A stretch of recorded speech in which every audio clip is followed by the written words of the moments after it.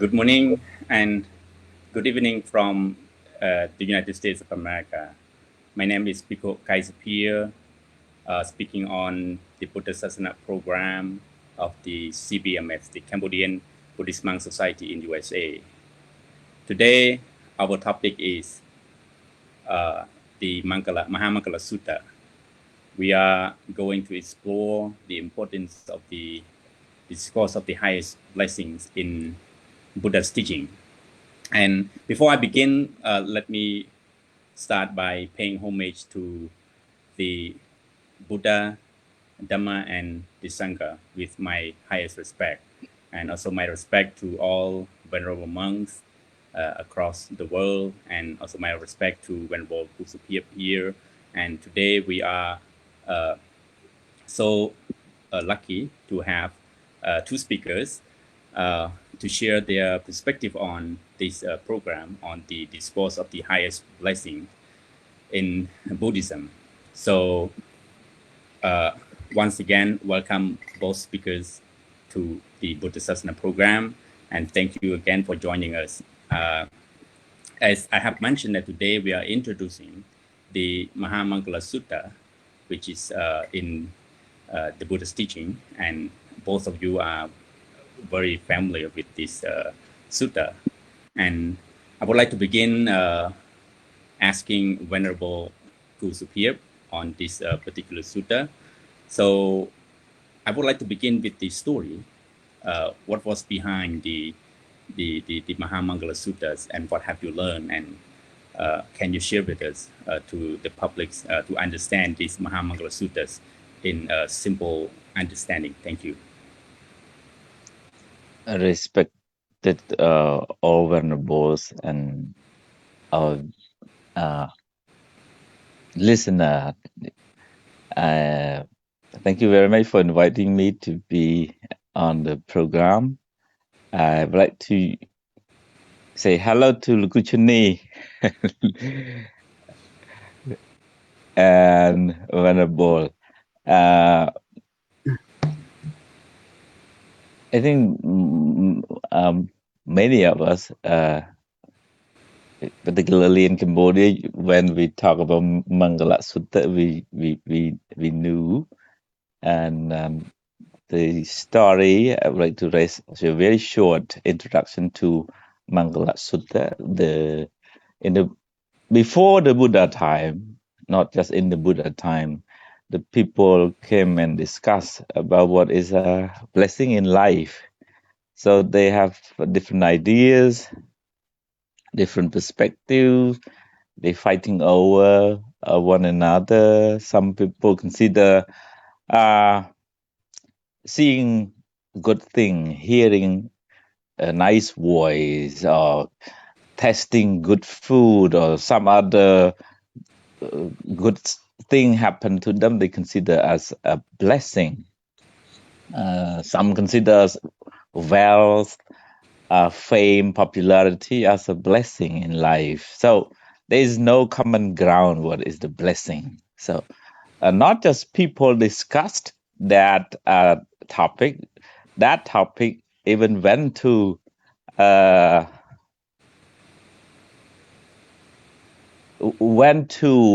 heaven.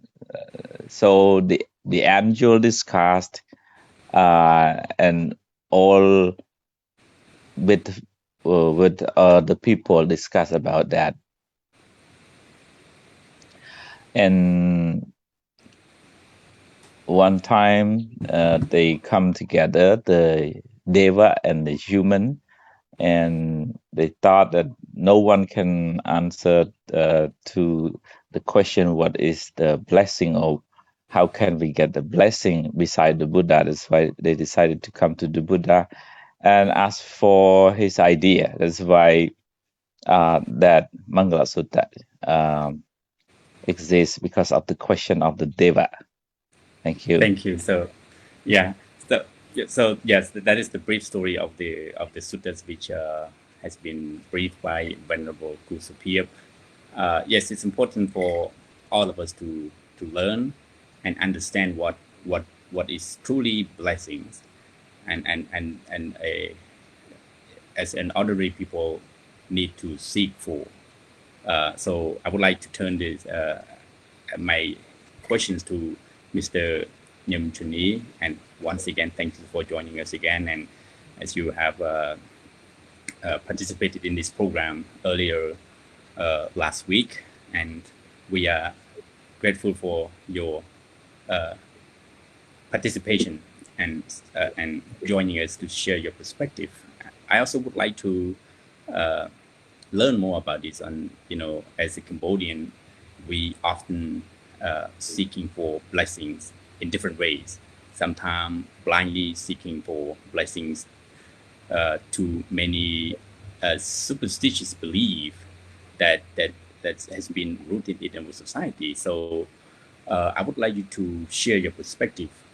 What are the differences between Buddha's teachings of the blessings and what our groundroot belief in the society before the Buddhism existed in Cambodia? So please share your short ideas on this, and what would you inspire people to believe too? Thank you.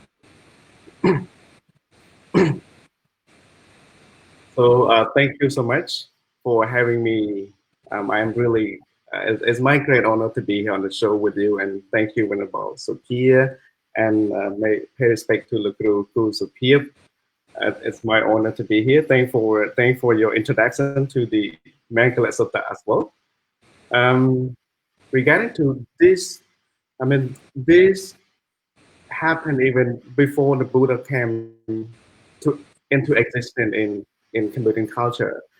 People to find the happiness, people either go to pray for the tree or pray for the sun or the stone. To see that by doing so, they probably could find the happiness, because this is what they believe, this is what they rely on. Not just, I think not just in our Cambodian culture, but it existed in many different cultures as well. So this been going around for 1,000 years and years. People believe by doing either pray to the sun, pray to the tree, or pray to the stone, or pray to any idol that they believe this could help them. I mean, even in this in current time, we see a lot of spiritual house where people believe that every morning they probably offering the food, the flower, the water. They do that. They believe that the spirit will take care of the family. The spirit will take care of the village. Mainly, the spirit will take care wherever they go. The spirit, we call the home spirit, or this the spiritual house. You probably see mostly in Cambodia, Thailand, and in Laos or in Bali as well. See the small cottage or the small house right in front of each home. That they believe that the deva or the spirit reside in that house. That's why they kind of do offering every day, either flower, water, or anything, because that's what they believe. But I mean, according to the teachings of the Buddha, it's a really different, because the Buddha advises or taught us to live with happiness, to live in a truly happy. It's important to check. It's important to be aware on how we think, on how we act, and on how we talk as well. This is a true. I mean, this is a true blessing of. We can live with truly understanding, live with wisely. It's better than just blindly believe, because people say you should do this so that you find happiness.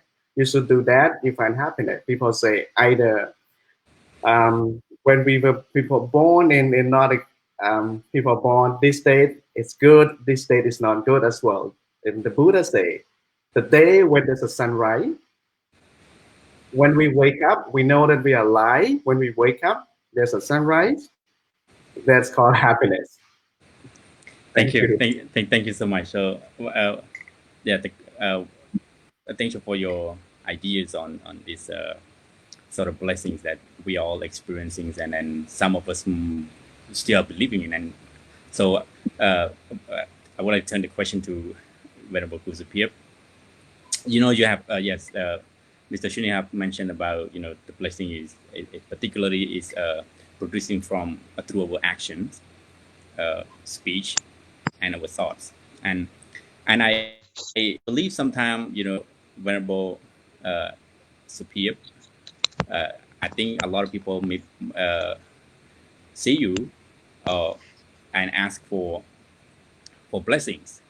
And even when you came to the United States, and people often, when they are in trouble, in any circumstances, they are seeking for blessing, that they think that monk can grant them empower them, or grant the blessings that they want it to be, that they would like to have. So I think you are experiencing a lot of people that that are asking you to bless them. So what would be your perspective on, I mean, like, what how did you say to people what kind of blessing they need to have? Because like sometimes they ask you a lot of questions in order to, or maybe asking you to bless them in a powerful way. So what would you answer to them in based on Buddhist teaching and based on your experiences? Thank you. Okay, thank you for the question. As some people came to the temple to consult, to ask for idea, to, yes, of course, to get the blessing. But usually I refer to the explanation, to the teaching, more than just receive the blessing. Yes, of course, we do the chanting as a sign of blessing to them, but basically I tell them that you need to have good thought, good word, and good action in order to produce a blessing in life. But coming here to the temple, seeing monks, seeing stupa, paying respect, offering food, it's a sign of good deed, which brings about a blessing in life. So we cannot just ask and then we don't do the foundation. So it's important. I usually suggest, if it is beyond my ability, if I thought that is not appropriate for me to make people believe that I have a magic power to do anything, I just said, no, that is not mine. It's not my job. I rather explain, or I rather refer to somebody else who they think it's okay to do that. So that is me. I mean I use explanation more than just let them believe. Thank you. Let me catch up a little bit on this. I think you sometimes experiencing people asking you, like, for those who are going to have exams, so they might, Venerable, can you bless me in order for me to pass the exam? Or at the same time, some people might be experiencing or facing difficulties in their life. They have a severe problems that they couldn't solve, and then they come up, they come and look for you, and then ask, Venerable, can you bless me? Because I'm living in such a suffering, and I couldn't bear to live with it. So I think you've been facing this kind of question with the people as you are one of the public figure, and how you handle that, and how you explain to the people, and guided them to a proper way based on the Buddha's teaching. Thank you. Thank you. A real case, the student came to the temple before the exam. And as for blessing, yes, of course, I do the chanting as a traditional way of doing that. But I also ask them, okay, have a good sleep, um, have enough food, I mean, good food, and before going to the exam, pay homage to the triple gym, the Buddha, the Dhamma, and the Sangha. And before going there, you need to pay respect to your parents to build the confidence inside. So those are the things that I recommend the students before going to the exam. So just to have a strong mentality that, oh, I have done my part. I mean, the learning and also the preparing mentally, so they can fight the exam better if they have a calm and prepared mind. And do a small chanting for them. Before, yeah, I almost every day people with difficulties and problems come to the temple. Sometimes they knew me that I am not that kind of person who are give the blessing. So they come to ask for ideas. So I explain them. I do the chantings, of course, as I mentioned. Maybe sometime half an hour discussions. The people who are deep into the suffering or the mental illness, and sometimes people just come and cry at the temple for half an hour. I just sit there and discuss. And then yesterday, just a very young girl came to the temple crying, and told the problems she faced, and I listened and just give them some idea. And then after the discussion, she can smile again and go back. And that's what I can do. Yeah. So thank you. Yes, that is the realities in people's life. You know, we tend to seek for blessings when we face suffering and difficulties, and sometimes we tend to forget that the ground roots of solving the problems is within ourselves and based on our understanding. So yes, it is important that people need to change their view on looking at things and looking at their problems in life. That is part of our life actually.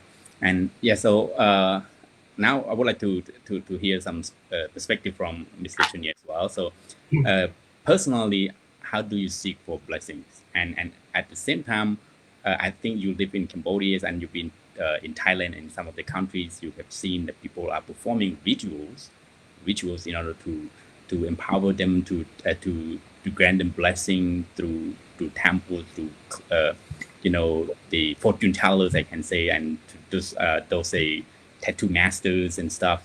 That is living, that is the part of our society. And how do you see that? And how can you tell the people that what should be the real blessings in life that we all need to seek for? So thank you.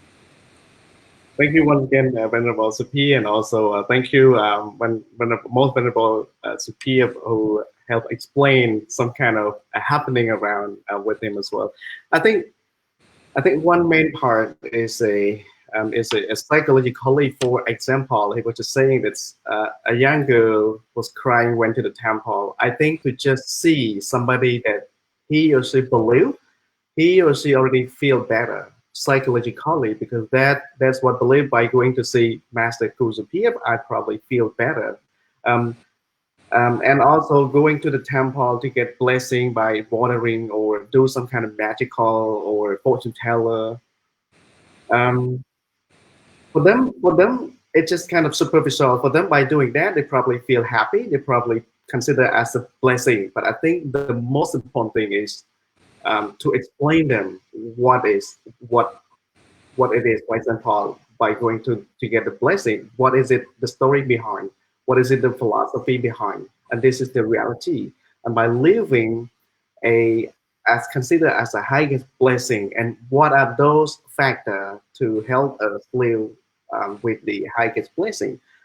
I would say I would say it's not wrong, but I say it's a part of living a life, as a factor help support us to move life forward.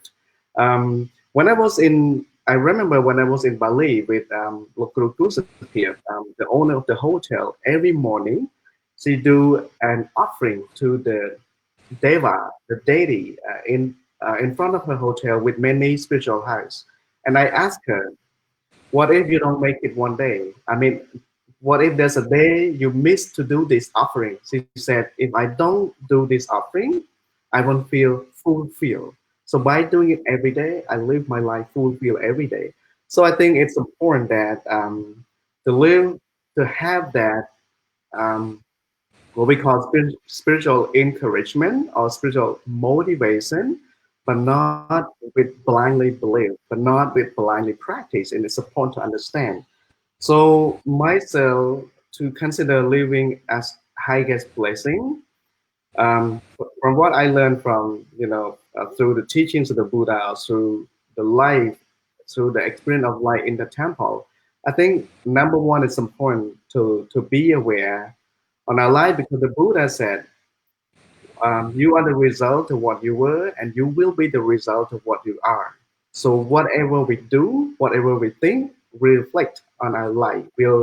Um, will go back to our life as well, based on what we think, what we do, and what we act. Like Master Sopheap was just saying, it's important to um, to lead a life with purity.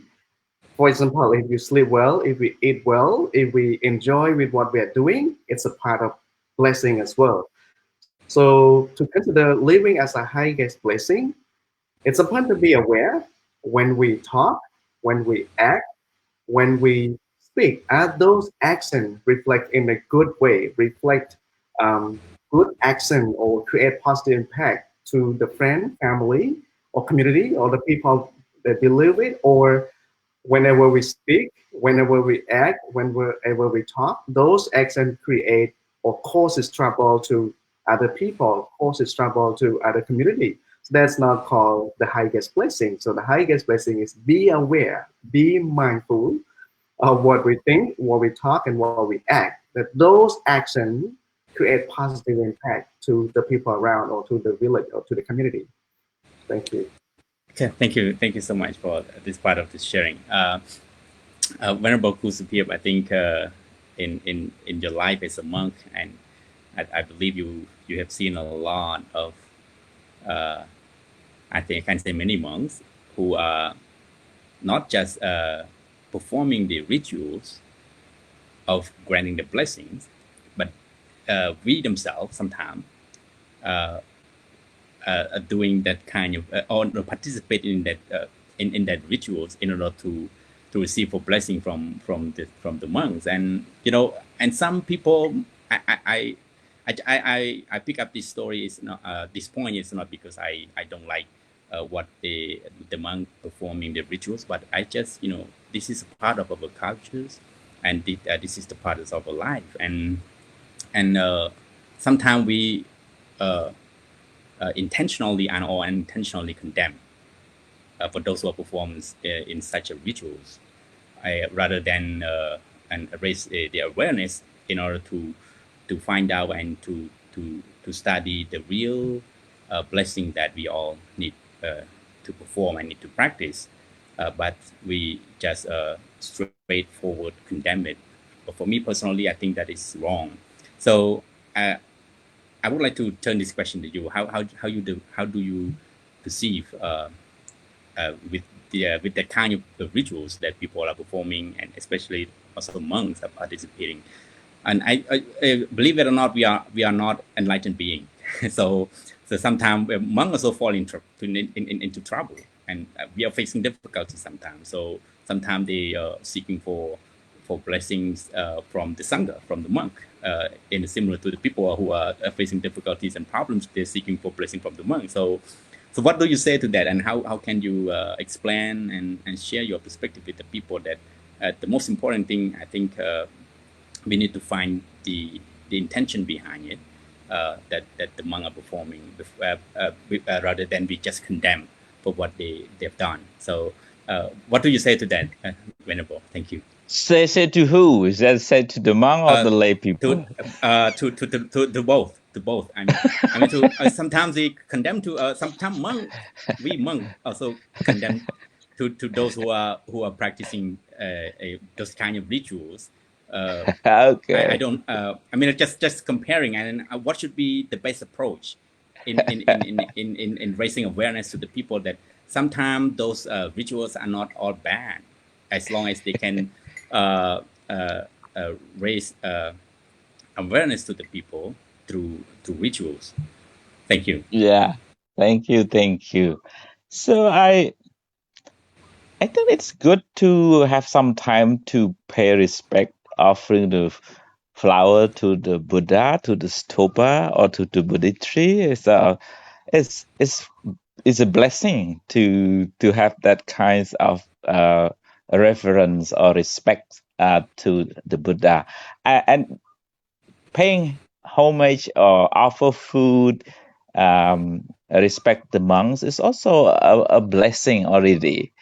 I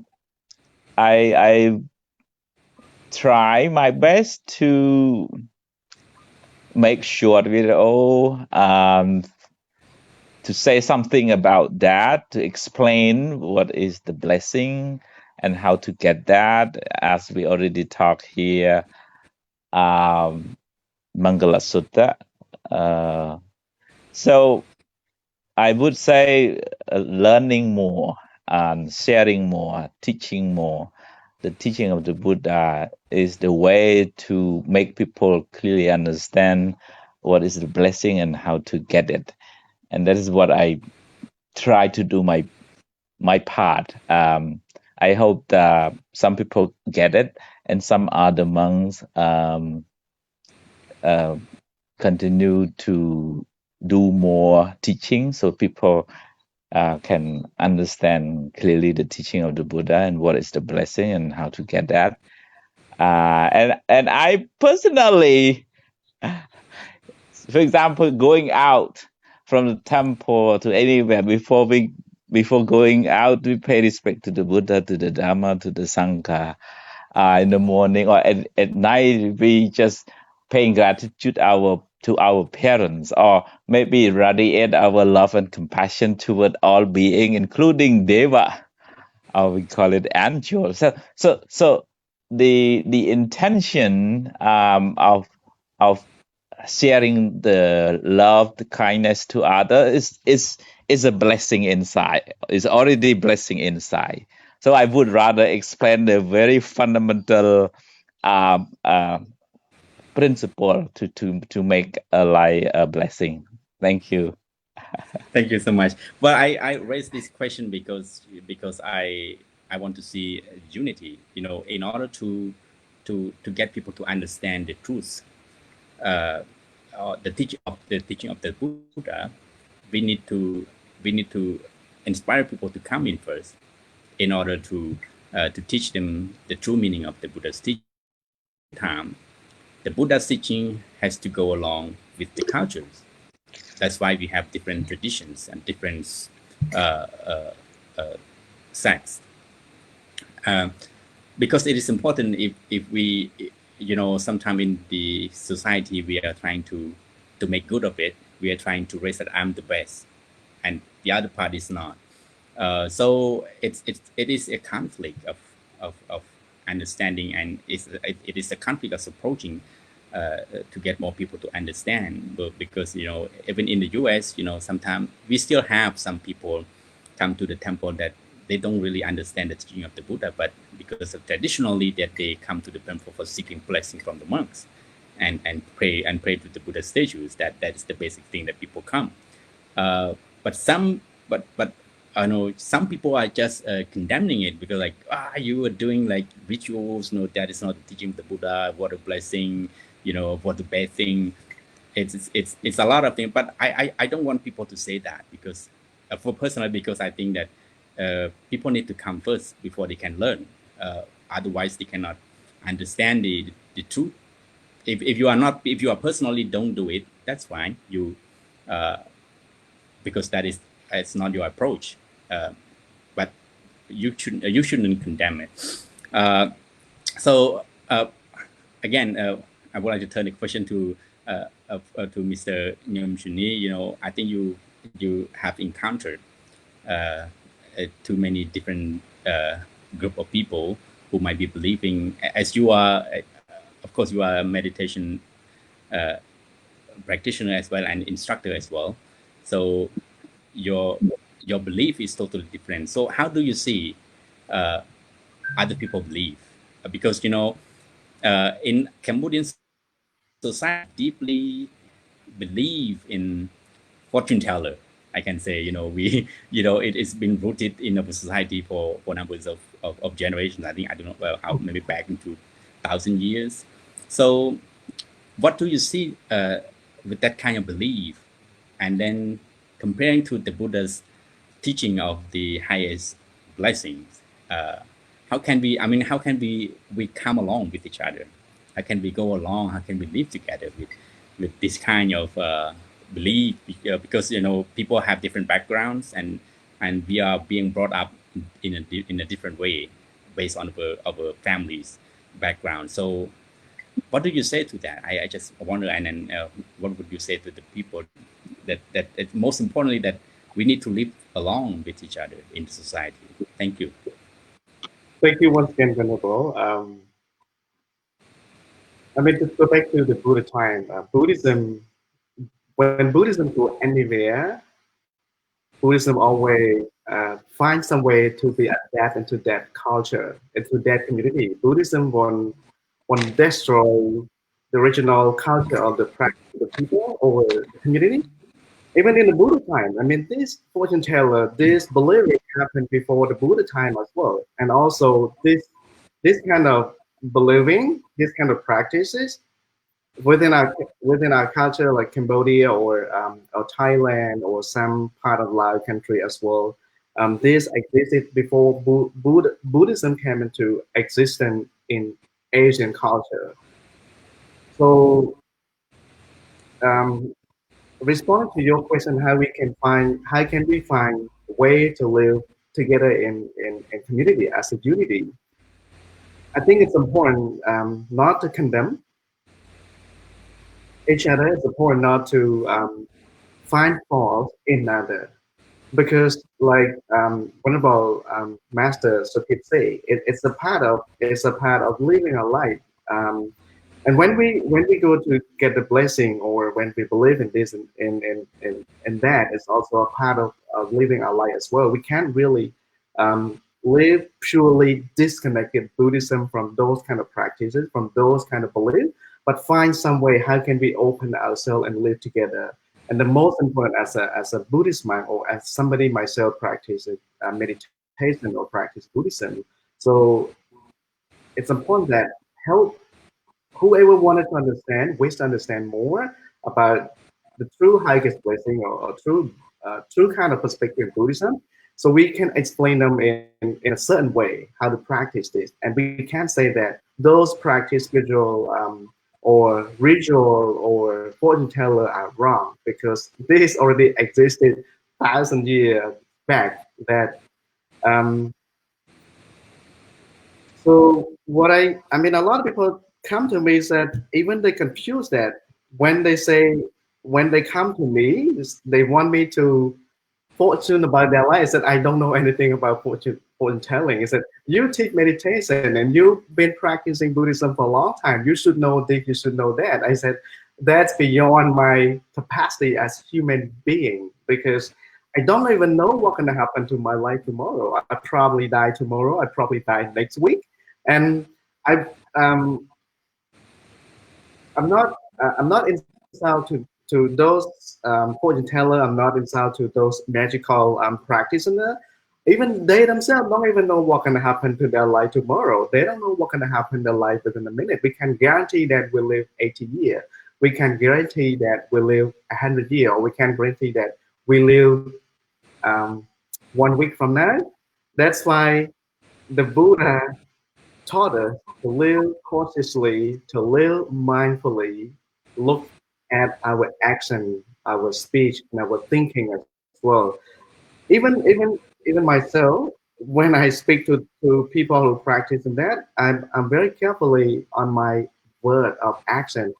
When I say, is it my word hurt them? Is it my word give them some kind of benefit? Is it my word make them down or make them motivated or encouraged about living a life? So I think in summary, it's important that we live in different paths of believing, we live in different paths of practicing, but it's important to open ourselves and accept what it is, because I truly believe that the ultimate purpose of life, we all want to be happy, we all want to live in peace, we all want to live in a harmony community. So why don't we express in a good way with a deep understanding? Why don't we share with love? Why don't we share with compassion? Why are we all insult each other by the end goal? We all want to be happy. If we know that the end goal we want to be happy, so find some way, open up, find some way and live together in a better community by either you.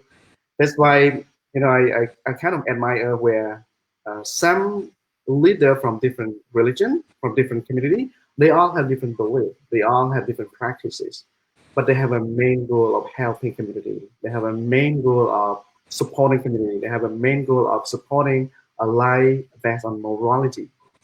Thank you. Yeah, thank you so much. Yeah, so one of the funny things that those who are practicing meditation, some people are believing they have a superpower. You as you are meditator, sometimes people may come after you and ask for, empower them the superpower that you might attain, which is a contrast to the teaching of the Buddha. People tend to have wrong. That is normal before we could really truly understand the facts. We need to go through some sort of misunderstanding, but we still have an opportunity to correct it as long as we have an effort to find more important things in our life. So yes, now I would like to turn to Venerable Kou Sopheap again. I think you have been participating with a lot of ceremonies in Cambodia, and a lot of from the ranking elites from the government perspective to downward to the groundward of the people. We are they are performing a lot of rituals and ceremonies, and you have been participating in sometimes even monks are performing the Hinduism rituals to lead people that in order to set a ceremony, in order to do a groundbreaking ceremony, you need to pay worshipping this. But so how do you see that, and how do you but the most important thing is how do you penetrate the teaching of the Buddha to the people, penetrate the teaching of the Buddha to the people who are so passionately believe in those rituals, and how can you persuade them to or pull them back into reality that of course that is a part of your life, but in reality that suffering is within yourself. And so how do you penetrate the teaching of the Buddha to to the people might be have different belief than you, but maybe people who didn't study the teaching of the Buddha. So what would be your message to them?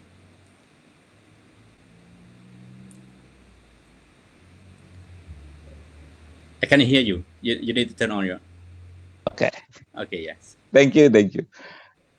Fortunately, usually I was invited to give a Dharma talk, so it's time for me to share my idea. Of course, going to groundbreaking ceremony or a birthday ceremony and other types of ceremonies. Yeah, that is culture. Yeah, we was invited. We were invited as a monk to be participate in the chanting, eating, and all those stuff. I think we cannot disconnect ourselves from the culture.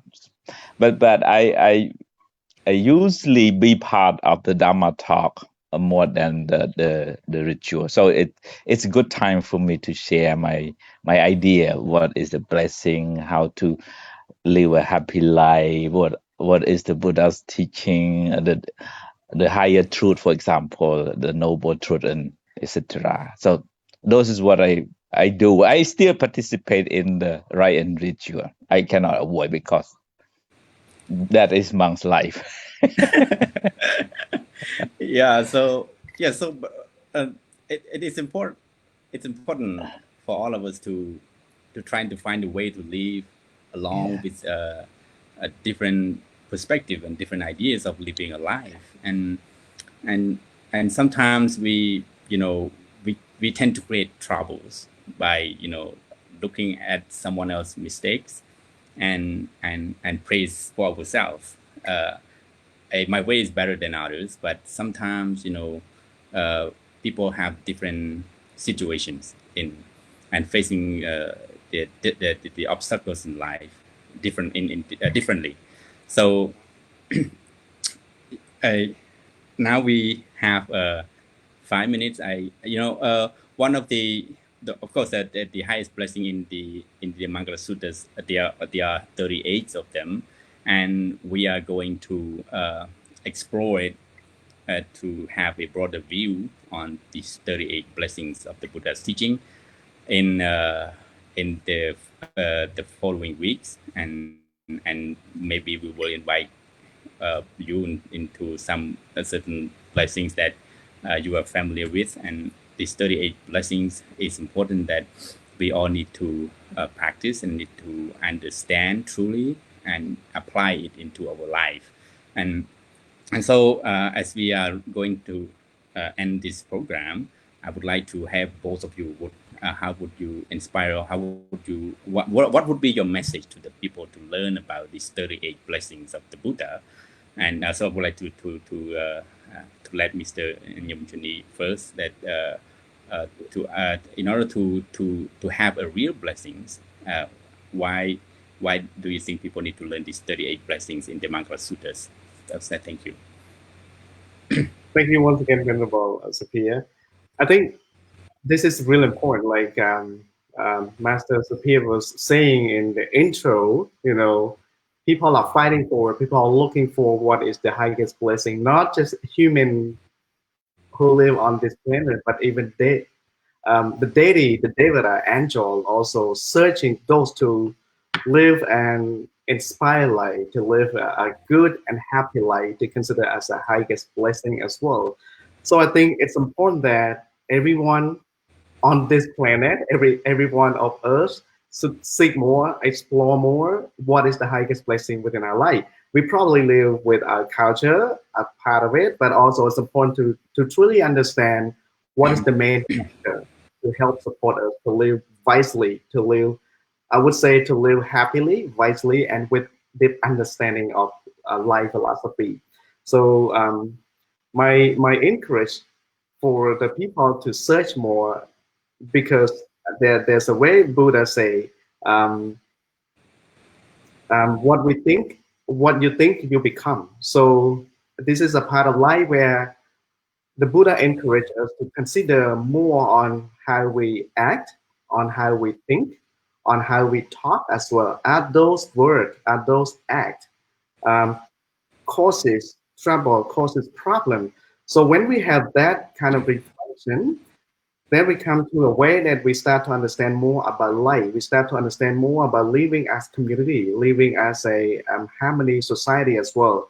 So I would say for Cambodian people who live in Cambodia or around the world, or whoever are seeking to explore more, to live happy life, to live a life with highest blessing, find your time, give yourself a space to join this program, the Buddhasāsanā program, to understand more about what is 38 highest blessing within Buddhism, because that the Buddha explained verse by verse, and also there will be a lot of different speakers to share this opinion, to share this kind of way of life living happiness, or consider as a highest blessing. So I think it's important that give yourself time, give yourself space to join this kind of program, because you guys can search more, learn more, the factor, the way to live a better and happy life. Thank you. Thank you so much. So yes, Venerable Sopheap, so what would be your message to the people? People tend to seek for blessings, and the most important blessing in Buddha's teaching is, as the first one is associated with the wise, is one of the highest blessings. So how would you encourage people to learn the real blessings in Buddha's teaching? So please share with us your perspective and your encouragement to the people. Thank you. Thank you, Lukuchini, for sharing. So there's a progressive path to gain the highest blessing. The very first one, like Venerable Sopheap already mentioned, is associating with good friends who can bring you about the teaching or doing things much better than before, and showing the path to do some other much better performance in terms of your job, your professional, or mental development. So I think to gain the blessing, it's important to study what is the blessing first, and then what are the ways to gain that blessing. And we just talk about the 38 highest blessing, from not associating with the fool, associate with the wise, having good friends, and worship or respect to our parents and all those people who helped us before. Pay gratitude to those people, and do the more thing, building a good foundation for ourselves, cultivating good words, good deeds, and good thought, and all those are the foundation of building a blissful life.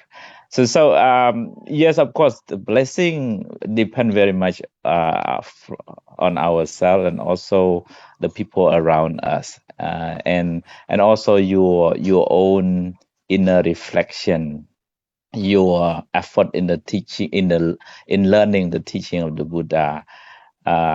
Those combine to bring about the pure words, the pure action, and the pure thought. That is the very end of the Mangala Sutta, is to eradicate all the defilement, the greed, the hatred, the delusion inside our mind, our heart, and then we gain the highest blessing. So it's a progressive steps toward the end, and that is the realistic approach. Is not the blessing not come from the Deva in heaven. So you cultivate it within you, but somehow you still get influence from others. Something like seeing the monk, one of the blessing in Mangala Sutta, seeing the monks is also a sign of blessing. Why just seeing a monk is a sign of blessing? Because when you see monks, you see the serenity, you see peace, you see harmony, you see virtue. So you feel peace at the very first sight when you see the monk or the Buddha or the temple or the stupa. So the happy feeling, the good emotion is a sign of a blessing. It's a seed of happiness. And that's why seeing good person make you feel good. Seeing the Buddha make you feel like, oh, I'm so excited to see him and pay respect. That is the seed of happiness, the seed of blessing is inside, is irradiated from inside, and you smiling, you can smile, you can speak good words because of that inner quality. Thank you. Thank you so much. Thank you so much.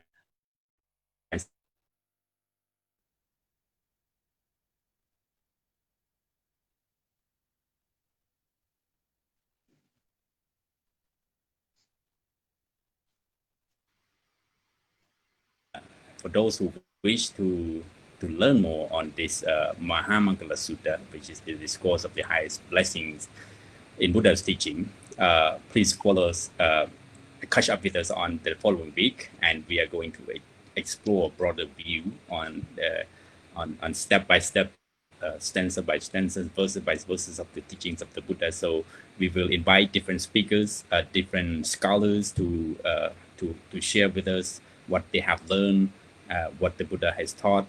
So it is important for all of us to understand the true meaning of blessings in life, and so people can apply and can live happily.